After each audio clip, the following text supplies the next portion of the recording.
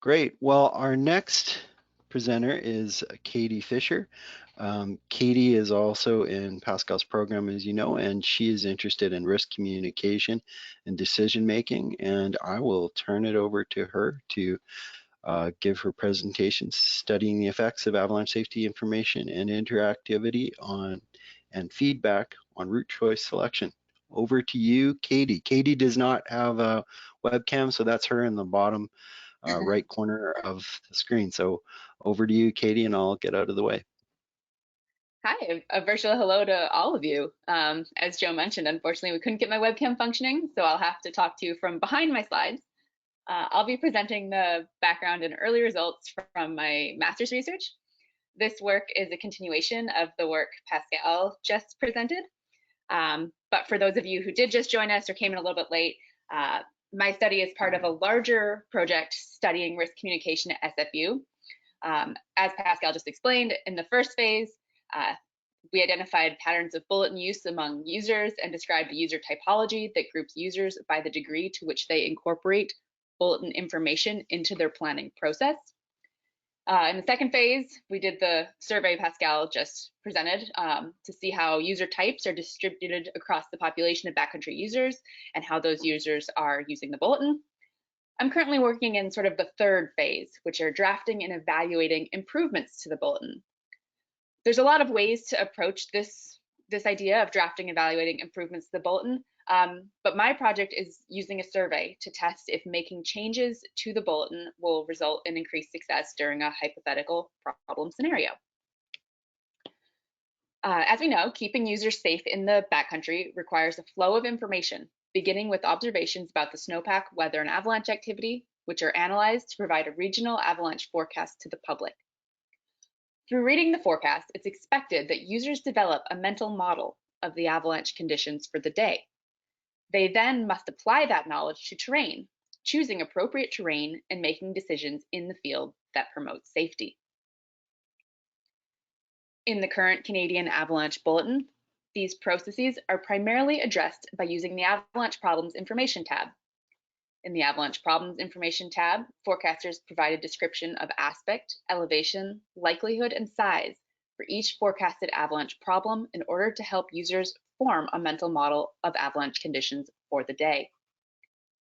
The bulletin also provides some travel and terrain advice, which may serve the purpose of helping users to apply those mental models to the terrain they're traveling through. So my research is focusing on the second half of this Avalanche Bulletin equation. And I've got two main things to cover with you today. First, I'll walk through my research questions and the survey Pascal and I decided to answer them.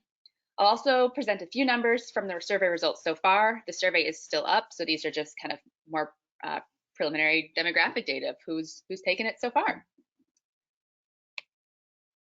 So starting with my research questions and the survey we designed. We identified 4 research questions we're addressing to try and work out how to help users build those mental models and apply them to terrain.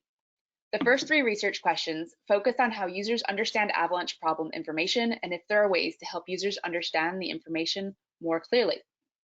With the 4th question, we hope to clarify how users are interacting with the current travel and terrain advice in the bulletin. I'll be coming back to this slide and these questions throughout the presentation, so if you're not able to read them all right now, you will see them again. Our first research question was, can altering the presentation of aspect and elevation information affect information comprehension? And this question arises directly out of a result from the study Pascal just presented, but that he didn't go into detail on, that demonstrated that users perform better on the application slope choice question after viewing the icons used in the Northwest Avalanche Center or another place around the US, rather than the ones currently used in the Canadian Bulletin. We wanted to explore this result further, so we set up an experiment to try and understand this result, as well as compare a third graphic not currently used by either country.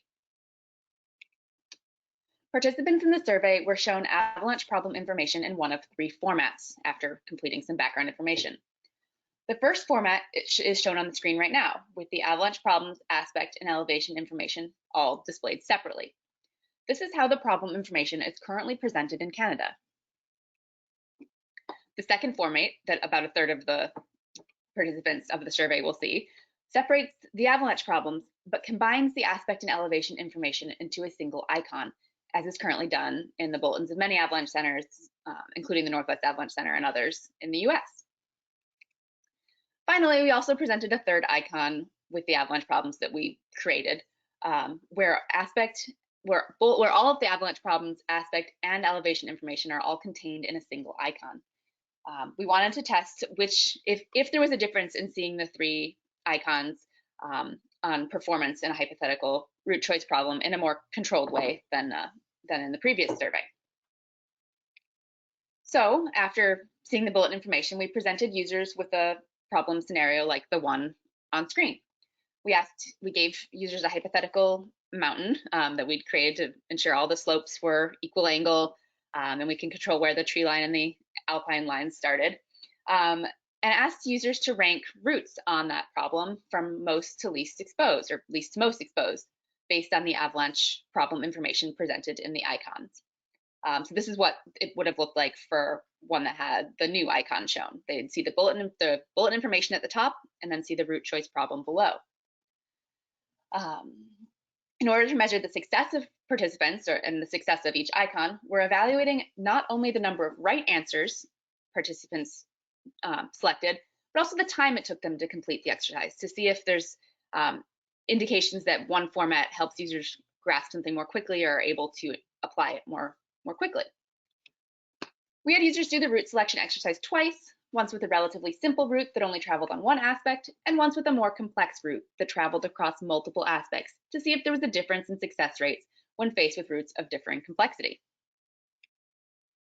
One of the challenges we faced with this exercise was coming up with a meaningful way to quantify the exposure. As we know, and Pascal explained with the work presented, asking users which routes they think would be most appropriate for traveling leaves a lot of room for interpretation and is very dependent on what user type participants are. And we wanted to focus more specifically on the icons. So we settled on a ranking system that directly corresponds to the time or distance each route spends passing through the Avalanche problems. As you can see on the screen here, some of the routes, when the Avalanche problems are actually mapped onto the hypothetical mountain, some of the routes pass through no Avalanche problems. Some spend the entire time in areas on aspects where Avalanche problems are present, and some kind of dip through the Avalanche problems and then emerge onto a the slope with no Avalanche problems.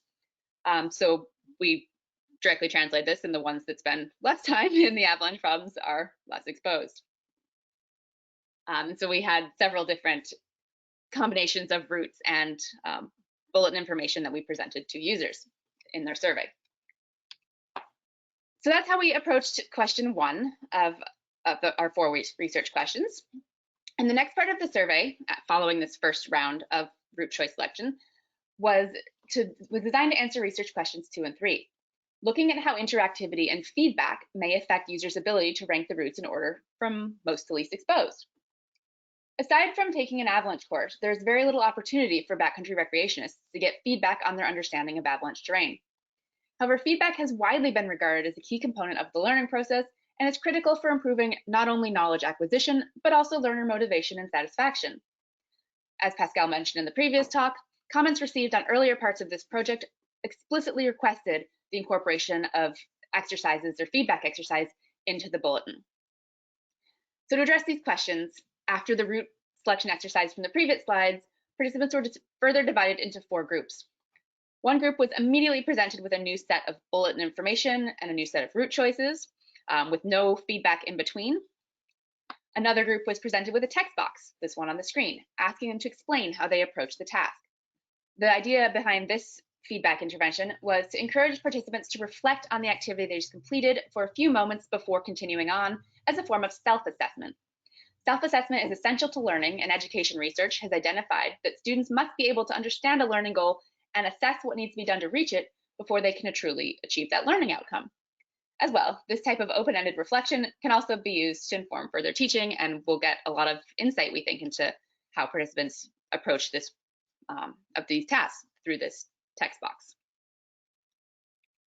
Another group, our third group for the feedback purpose, was shown how their ranking compared with our ranking, providing a minimum level of external feedback. So we're not asking them to reflect here at all. We're not giving them any new information beyond how they compared to what our ranking was. And finally, the fourth group was shown both our ranking and a detailed explanation of why the routes were ranked the way they were. Descriptive feedback is a very powerful tool for improving learning. Education research has demonstrated that by giving descriptive feedback to students, you've modeled the kind of thinking you want them to do in a self-assessment. After the feedback step, all participants were directed towards another pair of route ranking exercises.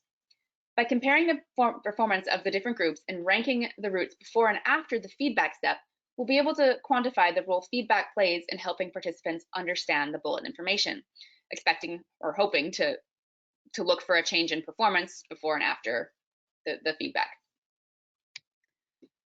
So, walking through the experimental part of this survey so far, we've got, this is kind of just an overall survey structure on the screen here. We've got 3 graphics treatment levels at the beginning, and then everyone does 2 route exercises, which are randomly distributed, but with 1 simple and 1 complex. We provide feedback or not in 4 feedback levels, and ask them to do another set of route selection exercises. And then we do follow up with feedback for all the participants at the end of the route selection structure here, as well as follow-up questions, including how helpful participants found the feedback we gave them, and how they, and as well as showed all 3 graphics and just asked for a preference at the end. So that was how we addressed research questions 1, 2, and 3. So on to question 4.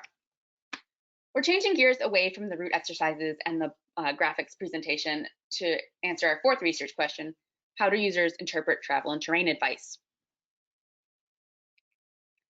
We gave participants a sequence of 3 statements and asked the following questions that are on the screen about how participants interpret the statements.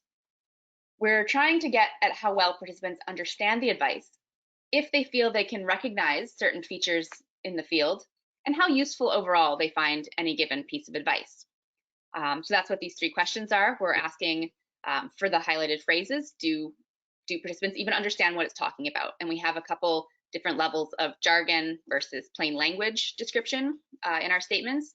We ask if how confident they are to recognize a given condition in the field.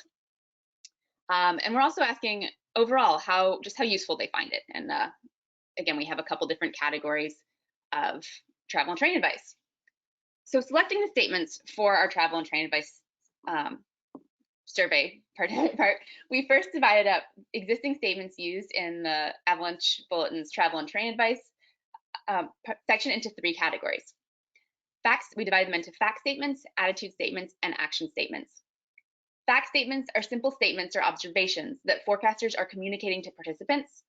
We defined attitude statements as statements that imply a certain attitude that users should adopt when entering the backcountry, such as use caution or watch for.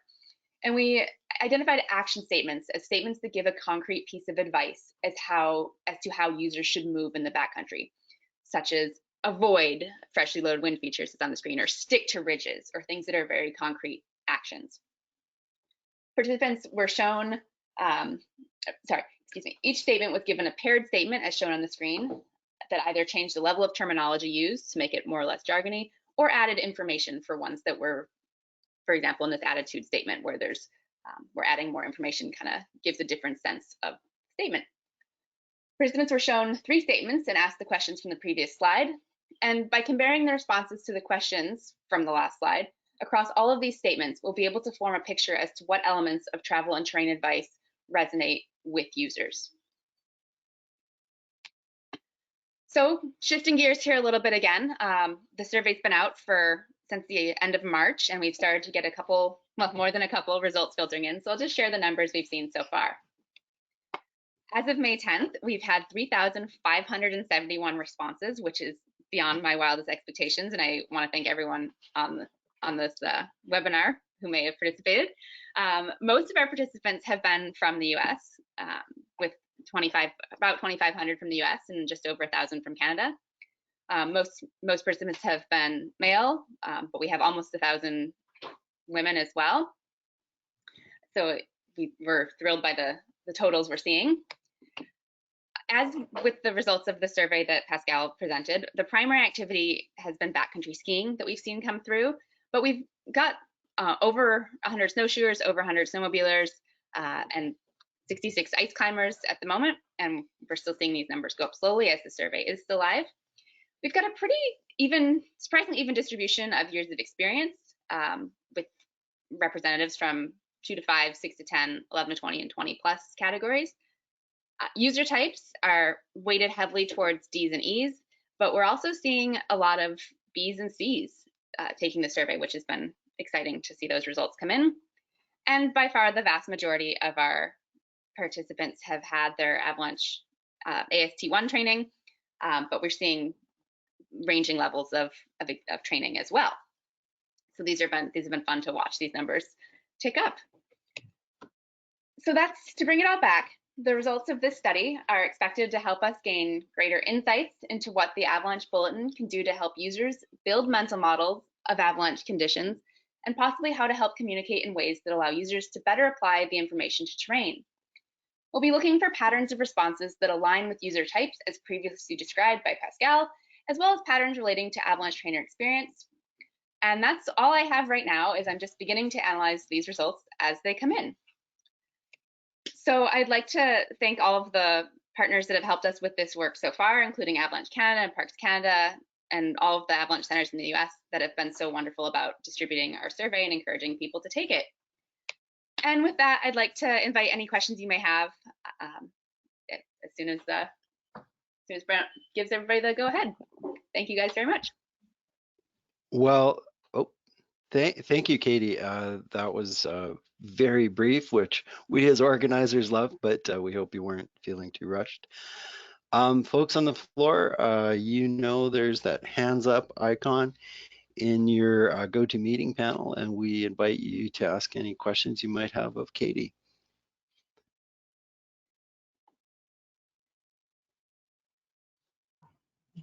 Hi, we have a question from Grant Helgeson. Hey, great presentation, Katie. I'm like on the edge of my sofa here, watching your stuff and Pascal's, because it's so important to the work that we're doing at Avalanche Canada, things we're thinking about for the future. Do you have any early, are you willing to share any early things about how some of those different statements are working in terms of the fact versus attitude versus action? Is there any gut feelings right now or insight you can provide us there? Oh, Grant, I wish I could. I am literally just still figuring out how to do my analysis on that. So I really wish I could. And unfortunately, I don't have anything to share yet, but you'll hear as soon as I do. No problem. And just being not on the social media, is that where folks can take part in the survey? Is that the URL that's on the screen right now? I think we have it posted there. It's been primarily, I think, promoted via social media. We sent out an email after the survey Pascal described that Henry released last year. We did ask people if they'd be willing to be contacted again for future research. So we got a lot of participants through an email we sent out to that email list. And then our partners on social media, including Avalanche Canada and many of the centers in the US, have been wonderful about promoting the survey further. Well, great. Thanks for the good work. Keep it up. Great. Thanks, Grant. Great to hear your voice. Brent, do we have any other questions in the queue?